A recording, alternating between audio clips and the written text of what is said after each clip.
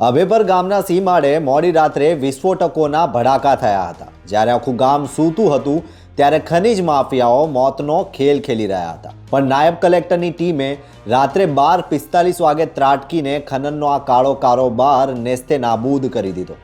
ચોટીલા સબ division હેઠળના થાનગઢ અને મૂળી તાલુકાની અંદર જે ગેરકાયદેસર કાર્બોસેલ એટલે કે કોલસાની જે ખનન પ્રવૃત્તિઓ ચાલતી હતી તે ખનન પ્રવૃત્તિઓને સંપૂર્ણપણે નેસ્ત નાબૂદ કરવાના ભાગરૂપે અમોએ એક વોટ્સએપ નંબર જાહેર કરેલો છે, જેના ઉપર નાગરિકો છે એ પોતાની જે પણ કોઈ એરિયામાં ગેરકાયદેસર કોલસાનું ખનન થતું હોય તો તે જાણ કરી શકે છે।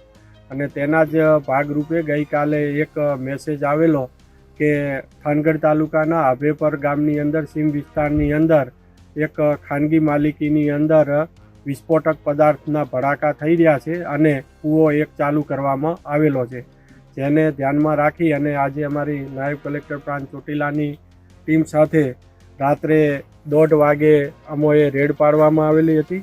અને આ રેડ દરમિયાન ખાનગી સર્વે નંબર 11 ઉપરથી એક ગેરકાયદેસર કોલસાનો કૂવો છે એ ચાલુ હાલતમાં મળી આવેલ છે। 19 નંગ જીવતા વિસ્ફોટકો, કમ્પ્રેશન મશીન અને ટ્રેક્ટરો સહિત 17 લાખનો મુદ્દામાલ કબજે કરવામાં આવ્યો। કૂવામાં જીવના જોખમે કામ કરતા 9 મજૂરોને મોતના મુખમાંથી ઉગાર્યા। માત્ર જપ્તી નહીં, હવે ગુનેગારો સામે લેન્ડ ગ્રેબિંગ અને તડીપારની કડક કાર્યવાહી થશે। બેદરકાર તલાટી અને સરપંચ પણ હવે કાયદાથી બચી શકશે નહીં। વોટ્સએપના એક મેસેજે માફિયાઓના સામ્રાજ્યને ધૂળ ચાટતું કરી દીધું। ધડાકા કરનારા હવે જેલના સળિયા ગણશે। તંત્રની કાર્યવાહીથી માફિયાઓમાં ફફડાટ ઊભો થયો છે। જોતા રહો ગુજરાત વંદન।